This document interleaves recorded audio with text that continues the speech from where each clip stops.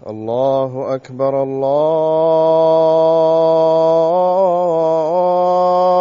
أكبر الله أكبر الله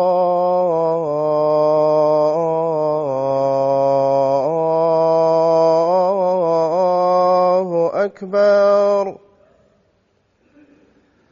أشهد أن لا إله إلا الله.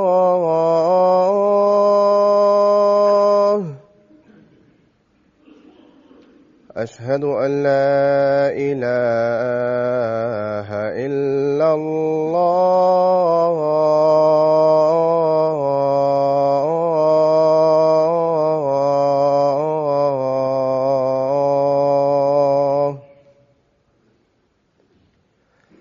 أشهد أن محمدًا رسول الله.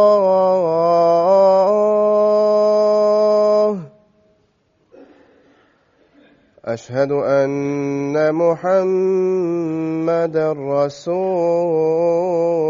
الله.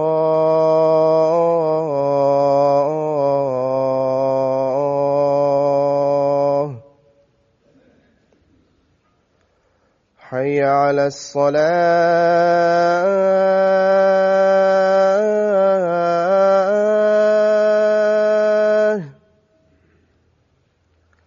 حي على الصلاة.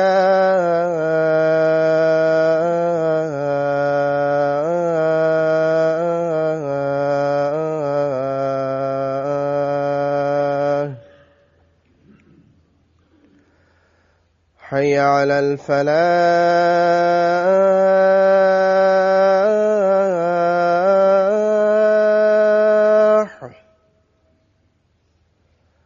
حي على الفلاح.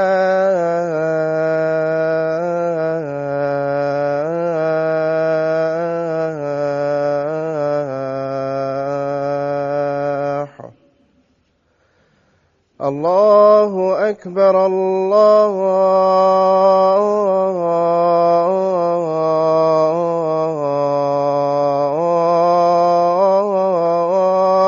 أكبر. لا إله إلا الله.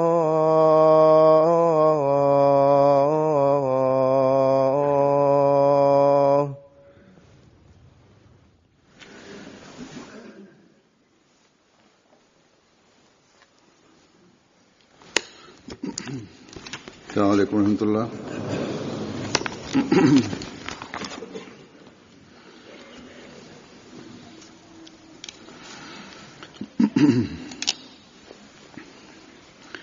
أشهد أن لا إله إلا الله وحده لا شريك له وأشهد أن محمدًا عبده ورسوله. أما بعد فأعوذ بالله من الشيطان الرجيم. بسم الله الرحمن الرحيم. الحمد لله رب العالمين. الرحمن الرحيم. مالك يوم الدين. إياك نعبد وإياك نستعين. اهدنا الصراط المستقيم. صراط الذين أنعمت عليهم غير المغضوب عليهم ولا الضالين.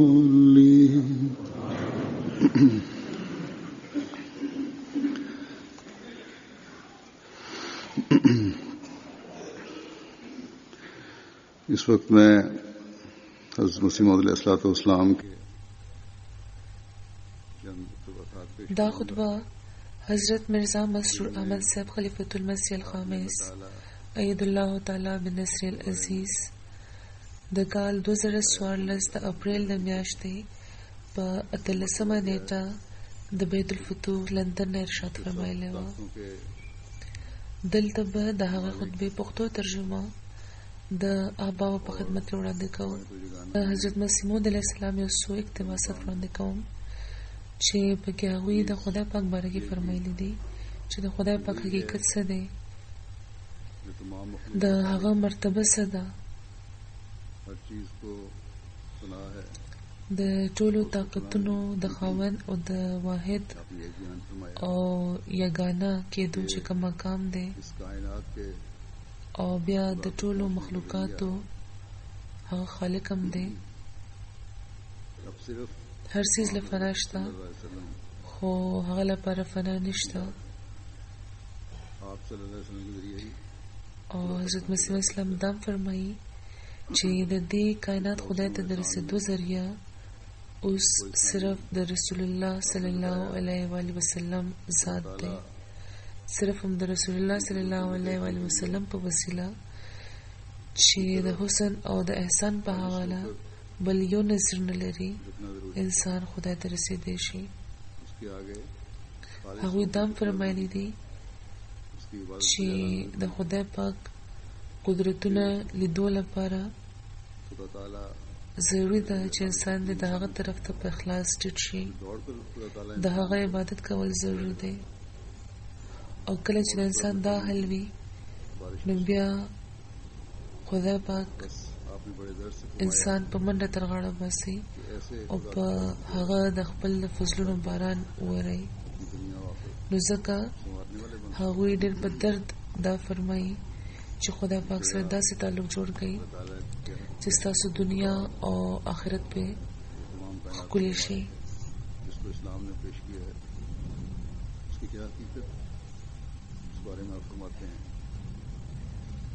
یو ځای کې د خدای پاک حقیقت، د هغه خدای حقیقت چې د واړو کائناتو مالک دی او اسلام یې وړاندې کړی دی، د هغه په بیان کې حضرت مسیح موعود علیه السلام فرمایي خدای پاک د اسمان او د ځمکې نور دی،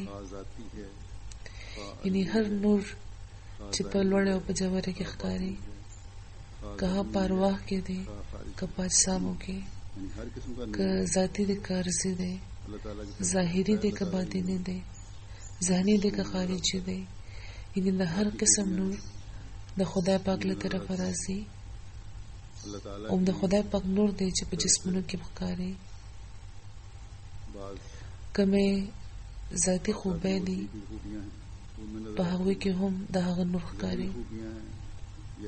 د خدای پاک له طرفه ځینو خاصو خلکو له خوبۍ ورکړل شوي دي چې په هغو خلکو کې ښکاري، که ظاهري خوبۍ دي او که پټې، او که ذهني خوبۍ دي او که خارجي یعنی بهر نه ښکاري، یعنی داسې شی چې ښکلی ښکاري. نو دا هر څه د خدای پاک د نور په وجه وي. فرمایي چې دا د هغه له طرفه ورکړل شوی فیض دی. دا دې خبرې طرف ته اشاره کوي چې د حضرت رب العالمین عام فیض په هر څه محیط دی او هیڅوک هم د هغه د فیض نه خالی نه دی. په دنیا کې چې څومره څیزونه دي، څومره چې د هغوی خوبۍ ښکاري، چېرته چېرته چې حسن او ښایست ښکاري، انسان هغوی ته ګوري. فرمایا کہ وہی تمام فیوز کا مبدا ہے اور تمام انوار کا اور تمام رحمتوں کا سرچشمہ ہے. د هغوی فائدہ ورته رسي. نو د هر قسم څیزونه چې کوم دي دا د خدای پاک د عام فیض په وجه دي او د هغه د فیض نه هیڅوک هم خالي نه دی که هغه څوک هم وي. فرمایي چې هغه د ټولو فیوزو مبدا دی، پیدا کوونکی دی او د ټولو انوارو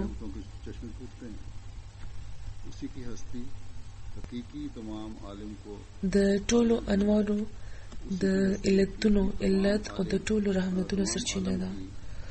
قیوم اور هم د هغه حقیقي هستی د ټول عالم تمام قیوم او هر سیس که د ځمکې نه ښکته دی او کمپره د هغه په پناه کې دی.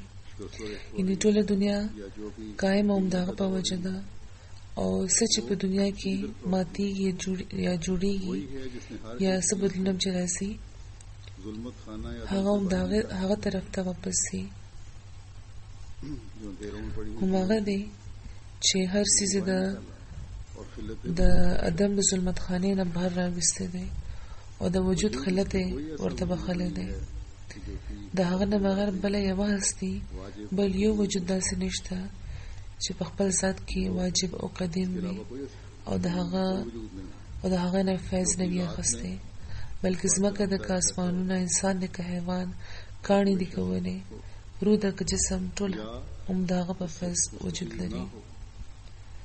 بلکہ خاک بیا خدای پاک چې واحد او لا شریک دی اور شجر اور حجر اور شجر اور روح د دې وضاحت کې اور سے وجود کی حضرت مسیح موعود علیہ السلام فرمایي د عقل په لحاظ آسمان بھی شراکت د څلورو قسمو وي. بھی پتھر بھی کله دا د روح جسم شمیر شراکت وي، کله د مرتبه اللہ تعالیٰ کے او د نسب او ځینې وخت فیض سے د فعل او د تاثیر شراکت وي. نو په سوره اخلاص کې اللہ تعالیٰ کے هم د دې څلورو قسمونو کے بارے میں د شراکت نه د خدای پاک کېدل بیان شوي دي فرماتے ہیں او په ښه څرګند ډول دا ویل شوي دي چې هغه د شمیر په لحاظ یو دی، یعنی 2 یا 3 نه دي، کبھی شرکت او هغه صمد دی، یعنی د خپل مرتبه، د خپل وجود کبھی نسل میں او د خپل محتاج الیه کېدو په لحاظ اور تاثیر میں سو اس هم هغه یو خدای دی او هغه یو انفرادیت لري او د هغه نه علاوه چار قسموں کی نور ټول څیزونه ممکن الوجود او خالق بالذات دی. بتلا دیا حضور دلته فرمایل چې ځینې ګران ټکي راغلي دي، نو مخکې به اور وہ سمجھ هغوی د دغو ټکو مرتبہ وجود وضاحت اور محتاج فرمایي. الہ ہونے میں منفرد اور یگانہ ہے اور وجود اس کے حضرت تمام مسیح موعود علیہ السلام فرمایي چې ټول څیزونه اور خالق هر لحظه د خدای پاک محتاج دي او خدای پاک لم یلد دی، یعنی د هغه زوی نشته چې د هغه فرمایا کہ جو اس کی طرف ہر دم د زوی کېدو په وجه د هغه شریک شي یعنی اس او هغه لم یولد دی، وجہ یعنی د هغه څوک پلار نشته چې د پلار په حیثیت کې د هغه شریک شي کا کوئی باپ نہیں او هغه لم یکن له کفوا دی، کوئی شریک بن جائے یعنی هیڅوک هم داسې نشته چې د هغه په کارونو کې د هغه شریک وي یعنی اس کے کام میں کوئی اس سے برابری کرنے چې په دغه حیثیت د فعل په اعتبار د هغه شریک وګرځولی شي. نو په دې تور دا خبره ښکاره کړې شوې ده چې خدای پاک د څلورو قسمونو د شرکت نه قسم کی شرکت سے پاک او منزه او وحده لا شریک دی. فرمایي چې د عقل په لحاظ د شرک څلور قسمونه دي، یعنی یا خو په شمېر کې څوک چا سره شریک کېدی شي، یعنی د یو په ځای 2 3 یا 4 یا 5 وي. د دویم قسم شرک د مرتبه او د مقام وي. د دریم قسم شرک د نسب یا د خاندان وي، او د څلورم قسم شرک د یو کار کولو طاقت یا د هغه کار د اثر قائمولو شرک وي. نو فرمایي چې خدای پاک د دې څلورو قسمونو د شرک نه بیخي پاک دی. په دې صورت کې خدای پاک په ښکاره ډول دا فرمایلی دی چې هغه احد دی، یعنی د شمیر په لحاظ هغه یو دی، خدایان 2 یا 3 یا 4 نه دي، او بل دا چې هیڅوک هم دغه برابر نشي کېدی. هغه صمد دی، یعنی هماغه دی چې مخلوق هر وخت ضرورت لري. کله چې د چا سیس په کار وي نو همدغه طرف ته ځي او په کار هم د چلاړ شي، یا هماغه دی چې د دې خبرې حقدار دی چې خلک د سره د خپل وجودونو صرف هغه لنیسي د ضرورت پوره کولو لپاره، بل یو وجود هم د هغه برابري نشي کولی او د دې कोई और وجه څه ده؟ जरूरत पूरी करने वाला بل څوک داسې وجود ولې نه لري उसका हम چې دا ضرورتونه دې پوره کړي.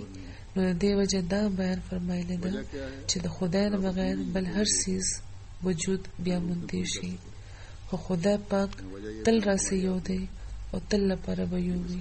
او بیا دام چې هر څیز له فنا شته، लेकिन खुदा ताला हमेशा से یو وخت به داسې وي چې هر څیز به ختم شي، مړ به شي.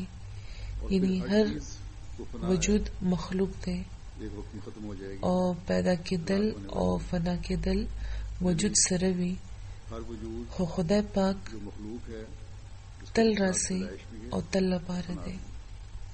लेकिन खुदा ताला نور हमेशा से مخلوق د پیدایش محتاج دي، عمرې بم बस نو ځکه د هغوی وجود عارضي یعنی لږې مودې لپاره دی. होने के او لږې مودې لپاره چې څوک وي نو هغه د خپل د ضرورتونو ټول سامان نشي پیدا کولی او نه بل چا لپاره هغه پیدا کولی شي. वो अपनी जरूरियात نو څوک چې सामान मुहैया नहीं دا سامان نشي پیدا کولی هغه په خپله د یو خدای اجتمند دی. जो तमाम सामान मुहैया ना कर داسې خدای چې له تله راسدي او تر تله به وي. उसे هغه خدای چې دا اعلان کړی دی چې ما د خپل د مخلوق ژوند قایمولو لپاره سامان پیدا उसने کړی ये دی. ऐलान किया है कि मैंने هماغه دی چې انحصار پې کېدی شي او په کار ده چې وشي پې. वही है जिस पर نو سره د تفصیل دا د صمد معنی دی. बस ये वजह है بیا د نسب خبره ده. نو خدا پاک فرمایي چې لم یلد یعنی هغه څوک زوی نه لري او لم یولد د هغه څوک پلار هم نشته. लम यलिद هغه د نسب او د نسل نه بالا دی، वलम युलद और نو ځکه د هغه څوک شریک نشي کېدی. उससे से वो बाला بیا څلورمه خبره د خدای پاک باره کې دا فرمایي چې لم یکن له کفوا احد، د هغه په کارونو کې څوک د هغه برابري نشي کولی. उसके कामों में कोई उसकी बराबरी نو برابري کوونکی چې څوک نه وي बस जो बराबरी करने वाला نو नहीं بیا د کار نتایج वजह से او اثرات پیدا کول هم ना ही काम के नतायज د چا په وس کې نه دیونه کېدی شي. पैदा करना یو عام دنیادار هم چې سکارو کې او ډېر په فخر دا وایي چې ما دا یا کارو کو، अपने कामों को نو دا هغه د کارم چې کوم نتایج پیدا کیږي نو دا نتایج پیدا کول د هغه د وس کار نه وي، بلکې د قدرت د قانون لاندې जो नतायज पैदा हो रहे थे هغه انسان ته د خپل د زیار د خپل مهنت اجر ملاويږي. لګي کم زیار چې هغه کړی وي कानून कुदरत के तहत نو इंसान خدای رب هم دی او رحمان هم को सिला मिल रहा होता है د هغه د ربوبیت او د رحمانیت فیض د انسان ترلاسه کوي. रहमान भी है نو څومره بدقسمته به هغه انساني چې د خدای پاک په دې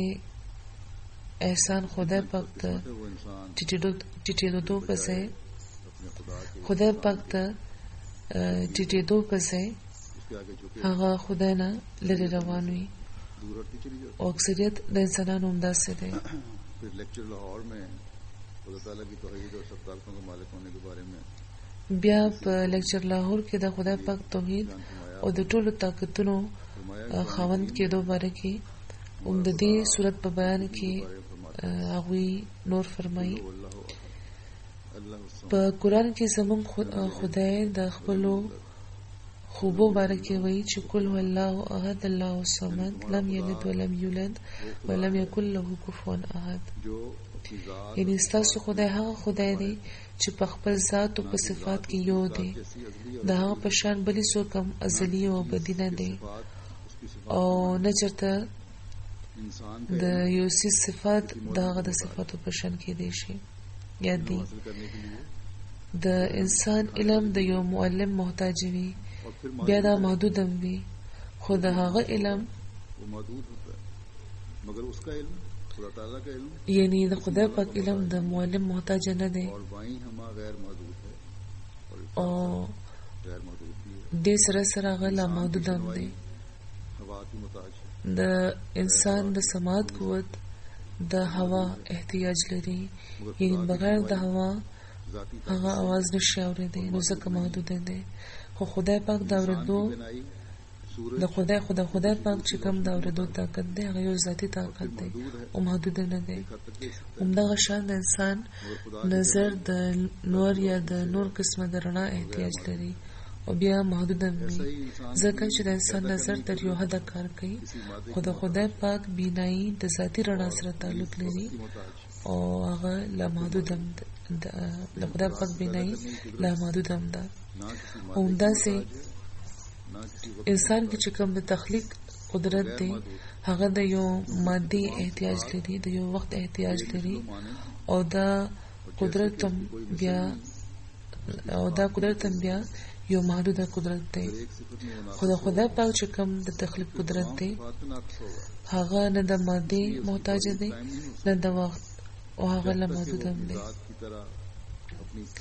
لامحدود هم دی یعنی غیر محدود دی، ځکه چې دا هغه ټول صفات بے مثال دي، دا هغه په شان څوک نشته، ولکه څنګه چې دا هغه په شان څوک نشته نو دا هغه د صفاتو بل مثال نشته. که هغه په یو صفت کې ناقص وي نو بیا په ټولو صفاتو کې ناقص وي، نو ځکه توحید تر هغه نشي قایمېدی تر څو چې هغه د خپل ذات په شان په صفاتو کې هم بې مثله او بې نظیره نشي. بیا حضرت مسیح موعود علیه السلام فرمایي چې دینه مخکې د بیان شوي آیت معنی دا دي چې خدای پاک نه په خپله د چا زوی دی او نه هغه چېرته یو زوی لري، ځکه چې هغه د خپل ذات په لحاظ غني دی، هغه نه د پلار جد لري او نه د زوی. دا هغه توحید دی چې قرآن ښودلی دی او دا د ایمان مدار دی. بیا هغوی د خدای پاک د وجود عقلي دلیل هم ورکوي او استنباط د قرآن د قاعدو نه فرمایي. لیکلي چې اوس دې نه پس د خدای پاک د وحده لا شریک کېدو باره کې یو عقلي دلیل هم هغوی بیان فرمایي،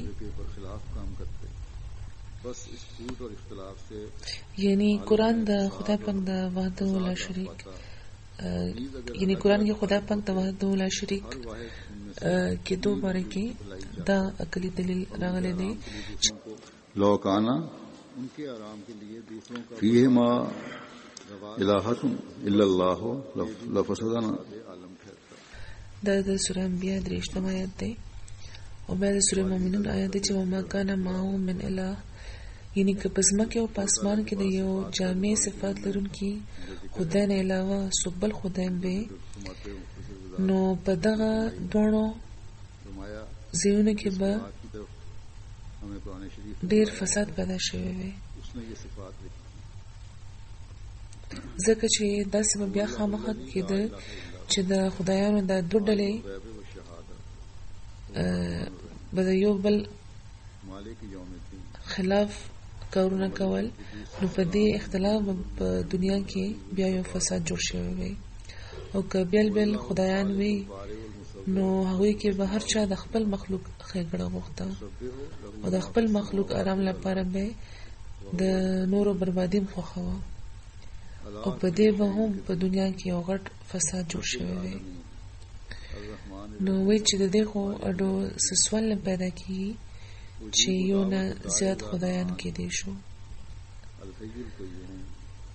بیا د خدای پاک چې کوم صفتونه په قرآن کې بیان شوي دي د هغوی په ذکر سره د یو مختصر وضاحت هغوی داسې فرمایي چې هو الله الذي لا اله الا هو عالم الغیب والشهادة هو الرحمن الرحیم مالک یوم الدین الملک القدوس السلام المؤمن المهیمن العزیز الجبار المتکبر هو الله الخالق البارئ المصور له الاسماء الحسنى يسبح له ما في السماوات والارض وهو العزيز الحكيم على كل شيء قدير رب العالمين الرحمن الرحیم مالک یوم الدین اجیب دعوت الداعی اذا دعان الحی القیوم قل هو اللہ احد اللہ الصمد لم یلد ولم یولد ولم یکن له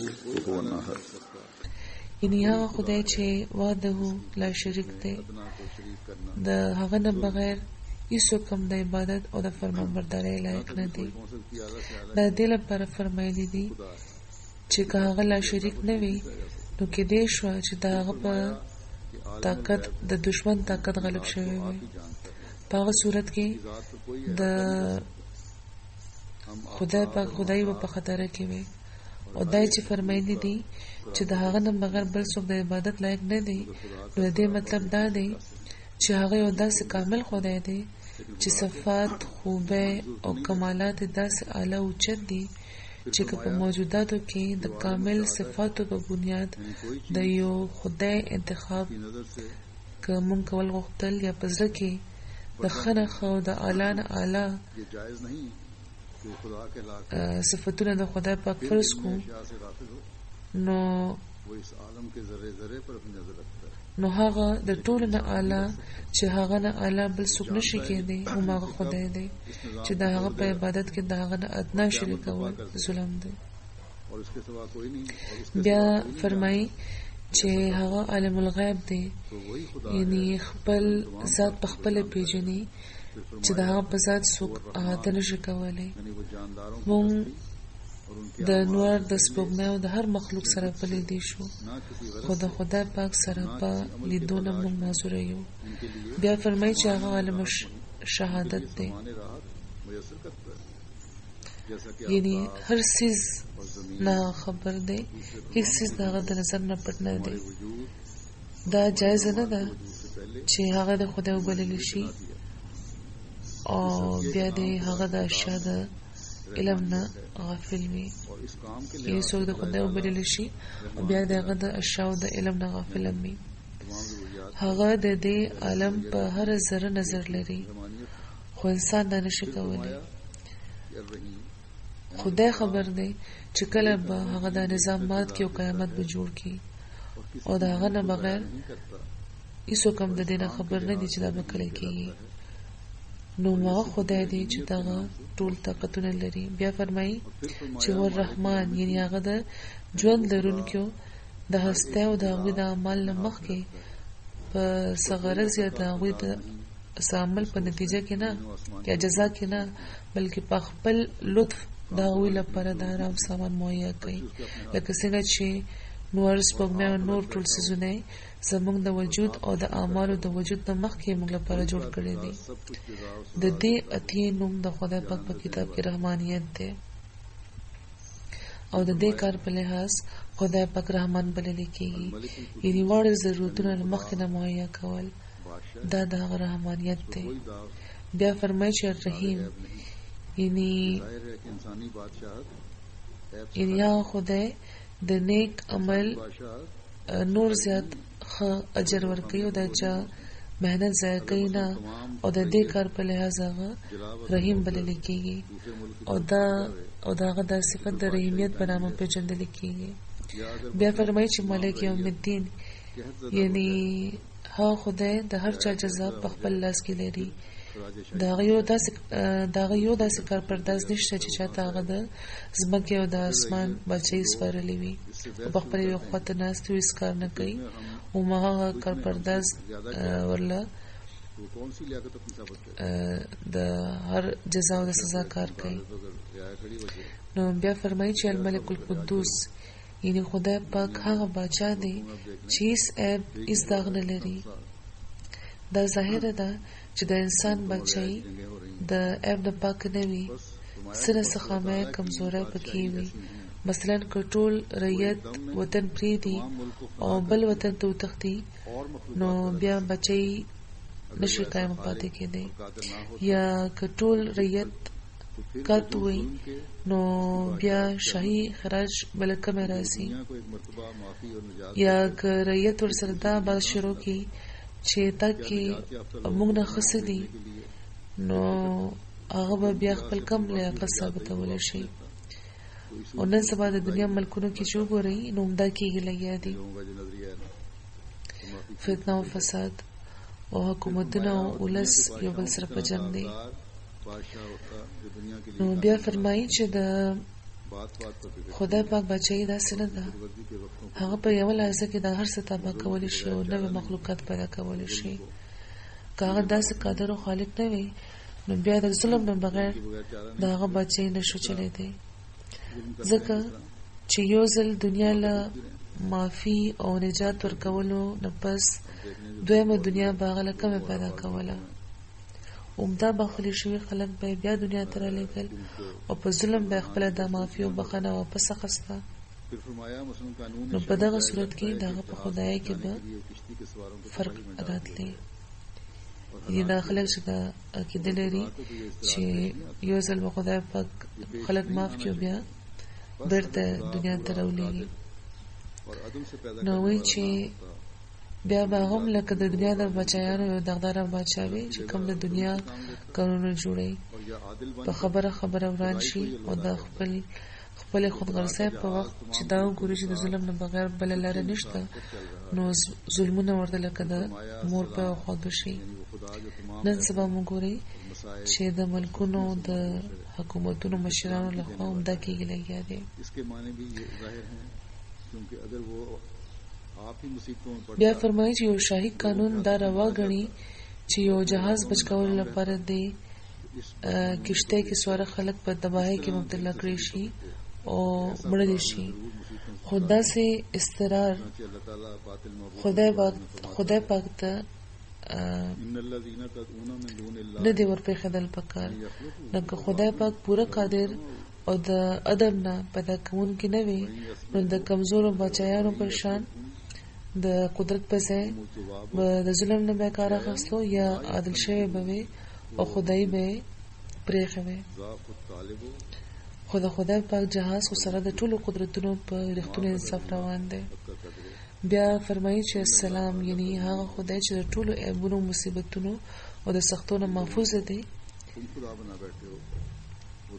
او سلامتی ورکوونکی دی.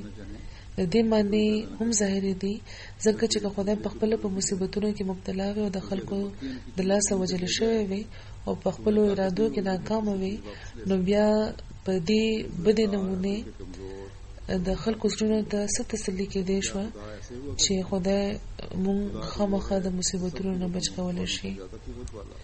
خدای پاک د باطل معبودانو باره کې دا فرمایي ایسی غلطیوں میں جو لوگ پڑھتے ہیں وہ خدا کی قدر نہیں پہچانتے اور نہیں جانتے خدا کیسا ہونا چاہیے. ان الذين تدعون من دون الله لن يخلقوا ذبابا ولو اجتمعوا له وإن يسلبهم هم الذباب شيئا لا يستنقذوه ضعف الطالب والمطلوب وما قدر الله حق قدره ان الله لقوي عزيز. یعنی دا کم خلک چې تاسو خدایان کړي دي که دوی ټول را یوځای شي او یو مچم جوړول غواړي نو چیرې به جوړ نه کړي شي، بلکې که یو مچ دوی نه سیس جوړو نو دومره طاقت په دوی کې نه وي چې هغه سیس ته واپس واخلي. د دوی عاشقان د عقل او د طاقت نه کمزوري دي. آیا خدایان داسې وي؟ خدای پاک خو هغه دی چې د ټولو قوتونو لرونکی نه زیات قوت لري او په ټولو غالب دی. نه هغه څوک نیوي شي او نه څوک هغه وجلی شي. کم خلک چې په داسې غلطو کې پریوتي دي هغوی د خدای قدر نه پیژني او خبر نه دي چې خدای څنګه کېدل پکار دی. بیا فرمایي چې خدای پاک امن بخیو په خپلو کمالاتو په توحید دلیلونه قایموي. دا د دې خبرې طرف ته اشاره ده چې څوک چې یو رښتونی خدای مني هغه په یو محفل کې شرمنده کېدی نه شي او نه خدای ته هغه شرمنده کېدی شي، ځکه چې هغه سره زبردست دلیلونه وي. خو د جعلي خدای منونکي لوی مصیبت کې ګیر وي.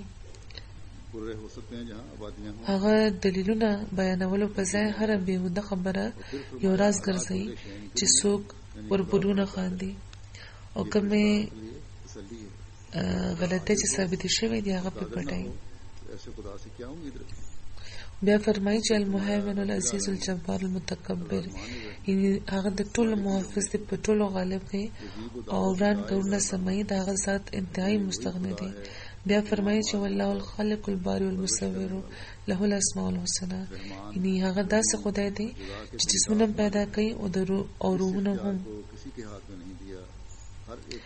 او د مور په خېټه کې چې کله ماشوم وي نو هلته د هغه شکل جوړ کړي، او څومره ښې نامې چې د انسان خیال ته راتلی شي ټول د هغه لپاره دی. بیا فرمایي چې یسبح له ما فی السماوات والارض وهو العزیز الحکیم، یعنی د اسمان خلق هم د هغه نامه په پاکۍ یادوي او د ځمکې خلق هم. دې آیت کې دا اشاره هم فرمایله ده چې په اسماني اجرامو کې هم آبادي شته او هغه خلق هم د خدای پاک د هدایتونو پابند دي. او بیا فرمایي چې علی کل شیء قدیر، یعنی خدای لوی قادر دی، په هر څه قادر دی. دا د عاشقانو لپاره یو تسلی ده، ځکه چې که خدای عاجز وي او قادر نه وي نو داسې خدای نه چا څه امید لرلی شو. بیا فرمایي چې رب العالمین الرحمن الرحیم مالک یوم الدین وجیب دعوت داعی اذا دعان، یعنی ها خدای د ټولو عالمونو پرورش کوي، رحمان الرحیم دی، د جزا د ورځ مالک دی. دا اختیار بل چاله نه دی ورکړی، څوک چې دعا کوي هغه اوري او جواب ورکوي، یعنی دعاګانې قبلوي. او بیا فرمایي چې هغه الحی القیوم دی، یعنی همیشه ژوندی وي او د ټولو ژوند لرونکي او ملاتړ دی. دا ځکه چې که هغه ازلي او ابدي نه وي نو د هغه د ژوند باره کې به تل دا ویره به وي چې چېرته موږ نه مخکې هغه مړ نه شي. او بیا فرمایي چې هغه خدای یوازې خدای دی، هغه نه د چا پلار دی او نه د چا زوی، نه څوک د هغه برابر شته او نه څوک د هغه هم جنس. بیا وی فرمایي د اسلام د ټولو احکاماتو اصل غرض همدا دی چې هغه حقیقت چې په لفظ اسلام کې مخفي دی هغه ته د انسان ورسوي. د دې غرض په لحاظ قرآن شریف کې داسې تعلیمونه دي چې کوشش کوي چې خدای ښایسته کړي، چېرته د هغه د حسن او جمال ښکاره شوی دی. یعنی کله چېرته دا تعلیمونه د خدای حسن او جمال ښکاره کوي او چېرته د هغه احسانونه انسان ته یادوي، ځکه چې د چا مینه په زړه کې یا خو د حسن په وجه ځای نیسي یا د احسان په ذریعه. نو ځکه لیکلي دي چې خدای پاک د خپلو ټولو خوبو په لحاظ واحد ولا شریک دی او هیڅ نقص نه لري، ټول کامل صفات په هغه کې جمع دي په کامل ډول، او د ټولو پاکو قدرتونو هغه مظهر دی او د ټولو مخلوقاتو پیدا کوونکی هغه دی او د ټولو فیضونو سرچینه هغه ده او د هر قسمه سزا او جزا خاوند هم هغه دی او ټول امور هم د هغه طرف ته رجوع کوونکي دي او هغه د لرېوالي نه باوجود جوخ دی او د نزدیکۍ نه باوجود هغه لرې دی او هغه د ټولو نمبره دی. خدا نشي ویلی کېدی چې د هغه نه ښکته څوک بل هم شته او د هغه د ټولو څیزونو نه زیات پټ دی. خدا نشي ویلی چې د هغه نه زیات ظاهر بل څوک شته. هغه په خپل ذات کې ژوندی دی او هر څیز هم هغه سره ژوند لري. د هغې مطلب هم دا دی چې په خپل هم ژوندی دی او نورو ته هم ژوند بخښي. هغه په خپل ذات کې قایم دی او هر څیز هغه سره قایم دی. هر څیز هغه اوچت کړی دی او یو داسې څیز نشته چې هغه اوچت کړی وي، یعنی هر څیز په خدای پاک انحصار لري. یو څیز هم داسې نشته چې په خپله پیدا شوی وي او د هغه نه بغیر ژوندی پاتې کېدی شي. هغه په هر څیز محیط دی خو موږ دا نشو ویلی چې دا احاطه څنګه ده. هغه د ځمکې او د اسمان او د هر څیز نور دی او هر نور هم د هغه په لاس لیدلی دی او هم د هغه د ذات پرتاو دی. هغه د ټولو عالمونو پروردګار دی. یو روم داسې نه ده چې هغه نه پالي او د هغه نه بغیر په خپله موجوده وي. د روح یو داسې قوت نشته چې هغه نه وي اخیستی او په خپله پکې وي. د هغه رحمتونه د دوه قسمو دي. یو هغه چې د عمل کوونکي د څه قسم عمل نه بغیر په خوا راسي ظهور لري، یعنی ځمکه، اسمان، نور، سپوږمۍ، ستوري، اوبه، اور او هوا او د دې دنیا هغه ټول ذرات چې زموږ آرام لپاره جوړ شوي دي. همدغه شان کم څیزونه چې زموږ په کار وو، هغه ټول څیزونه زموږ د پیدایش نه مخکې موږ لپاره پیدا کړل شوي دي، او دا هر څه هغه وخت شوي وو چې موږ لا پخپله موجود نه وو، د زموږ څه عمل وو. څوک دا ویلی شي چې نور زما د یو عمل په وجه پیدا شوی دی، یا ځمکې زما د یو خالص عمل د لاسه وجود بیا مونده دی، نو دا هغه رحمت دی چې د انسان او د انسان د عمل نه مخکې ظاهر شوی دی، او دا د چا د عمل نتیجه نه ده. خو د دویم قسم رحمت هغه دی چې په عمل مترتب کیږي، یعنی چې انسان نیک عمل وکړي نو خدای پاک ورله د هغې جزا ورکوي. بیا وی دا فرمایي چې اوس په دې زمانه کې خدای ته د رسیدو یوه لار ده، او هغه لاره د رسول الله صلی الله علیه وسلم ذات ده.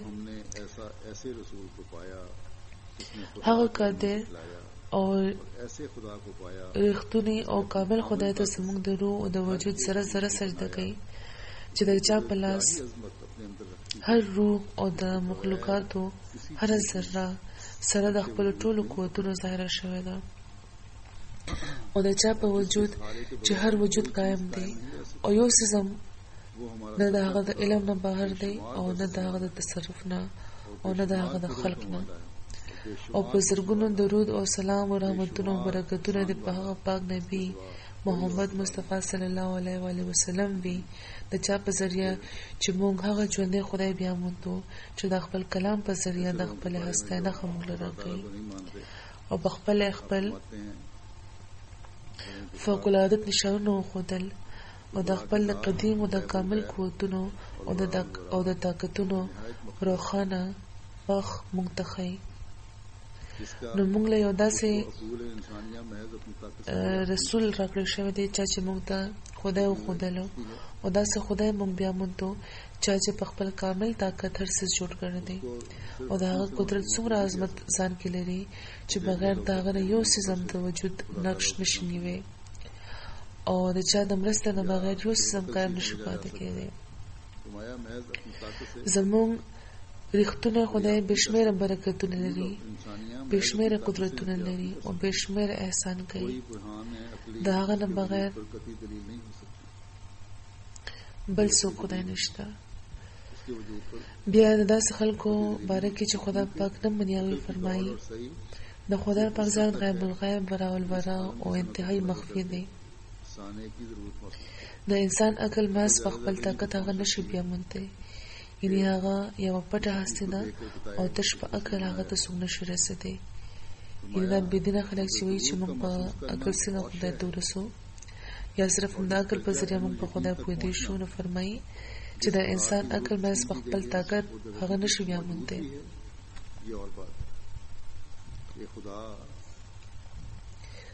د عقل یو دلیل د هغه په وجود قطعي دلیل نشي جوړېدی، ځکه چې د عقل حد صرف دومره دی چې هغه دی د دې دنیا څیزونه وګوري، او دا دې محسوسه کړي چې د دغو څیزونو جوړونکي پکار دی چې څوک وي. خو د ضرورت احساس کول یوه خبره ده، او د عین الیقین هغه درجې ته رسیدل بله خبره ده، چې چېرته انسان دا ومني چې د کوم خدای ضرورت چې محسوس کړی شوی دی هغه موجود دی. او د عقل طریقه چونکه ناقصه، ناتمامه او مشتبه ده، نو ځکه هر فلسفي صرف د عقل په ذریعه خدای پاک نشي بیا موندی،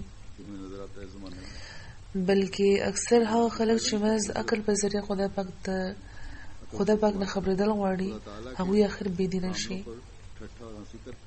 او د ځمکې او د اسمان مصنوعاتو باندې غور کول هغوی له هېڅ فایده نه ورکوي، او دا خلک بیا د خدای پاک کامل بندګانو پورې ټوکې کوي.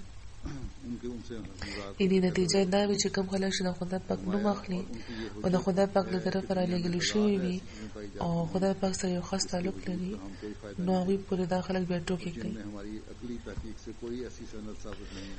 فرمایي چې هغوی لپاره حجت دا دی چې په دنیا کې په زرګونو داسې څیزونه شته چې د وجود موږ ته هیڅ فایده نه ښکاري او د چا لپاره زموږ د عقل تحقیق یو داسې سند نه ثابتوي چې په ثاني دلالت کوي بلکې محض لغو او په باطل طور داسې څیزونه وجود لري. فرمایي چې افسوس چې دا کم عقله خبر نه دي چې د علم معدومي د یو څیز د معدومۍ دلیل نه دی. یعنی که د یو څیز علم نه لري نو مطلب دا نه دی چې هغه څیز وجود هم نه لري. داسې قسمه خلک په دې زمانه کې د لکونو په شمېر کې شته چې ځان د اول درجې عقلمند او فلسفیان ګڼي. اوس خو دا خلک په کروڑونو کې دي، بلکې په دنیا کې ډېر داسې خلک شته چې د دغو خبرو په وجه په خدای یقین پرېښی دی، ځکه چې د روحانیت کومه خانه وه هغه بالکل خالی کېږي لګیا ده. فرمایي چې دا خلک د خدای پاک د وجود سخت منکران دي. اوس ظاهره ده چې که یو زبردست عقلي دلیل دوی بیا موندی وي نو د خدای پاک د وجود انکار به یې نه وی کړی. د خدای پاک د وجود باره کې که څه یقیني عقلي دلیل دوی ته وړاندې شوی وي نو دومره به په بې حیایۍ او په ټوکو او په خندا به دوی د خدای پاک د وجود انکار نه کولو، لکه څنګه چې نن سبا د دنیا اکثریت کوي. نو فرمایي چې د فلسفیانو په کښتۍ کې ناست تن د شبهاتو د طوفان نه خلاصېدی نشي. یعنې که د فلسفیانو خبرې اورئ یا په ظاهري طور ساینس ته ګورئ یا د روحانیت نه لرې کېږئ ورته ګورئ نو بیا چې کم شبهات د خدای پاک هستۍ باره کې ستاسو زړونو ته راځي هغوی نه به خلاصې بیا نه ومومئ.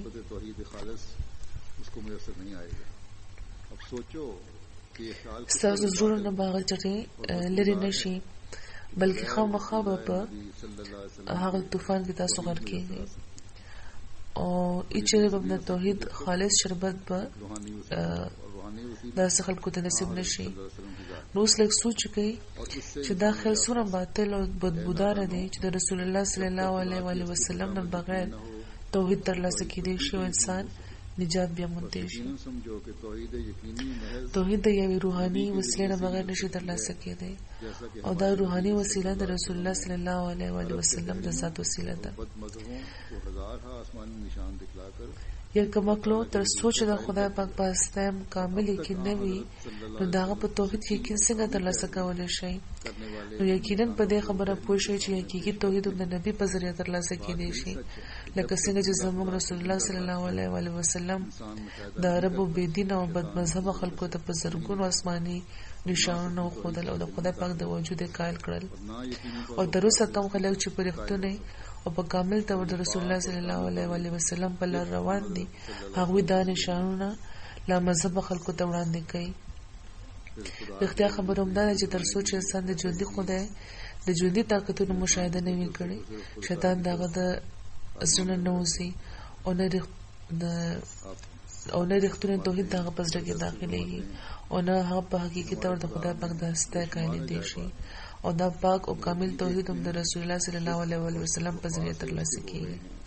بیا د خدای پاک په وجود باندې یقین راوستو لپاره داسې یقین چې انسان دی خپله توجه په هره معامله کې صرف او صرف د خدای پاک طرف ته لري.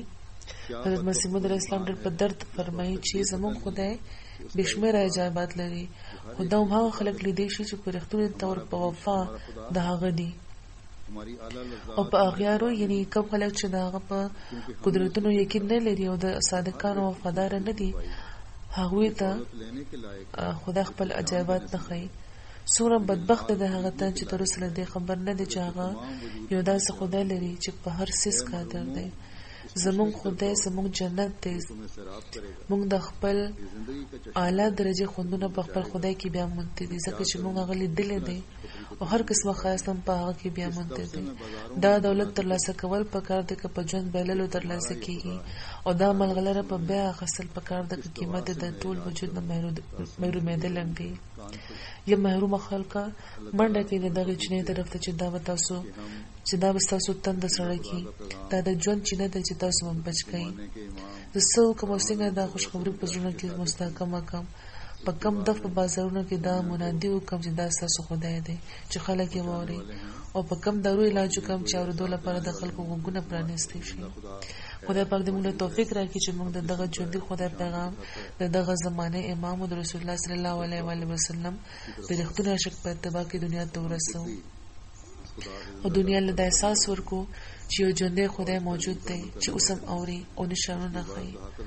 دغه طرف ته واپس راشئ او موږ خپله د هم خدای سره یو ژوندی تعلق پیدا کو او د هغه په تعلیم عمل وکړو، د هغه د عبادت حق د پوره کو، د هغه د صفاتو صحیح ادراک ترلاسه کو، د هغه د انعامونو وارثان شو، او زموږ نسلونه د هم تر تله د خدای پاک د شرک نه په هر رنګ کې د محفوظ پاتې شي. الحمد لله نحمده ونستعينه ونستغفره ونؤمن به ونتوكل عليه ونعوذ بالله من شرور أنفسنا ومن سيئات أعمالنا. من يهده الله فلا مضل له ومن يضلل فلا هادي له. ونشهد أن لا إله إلا الله ونشهد أن محمدا عبده ورسوله. عباد الله رحمكم الله، إن الله يأمر بالعدل والإحسان وإيتاء ذي القربى وينهى عن الفحشاء والمنكر والبغي يعظكم لعلكم تذكرون. اذكروا الله يذكركم وادعوه يستجب لكم ولذكر الله أكبر.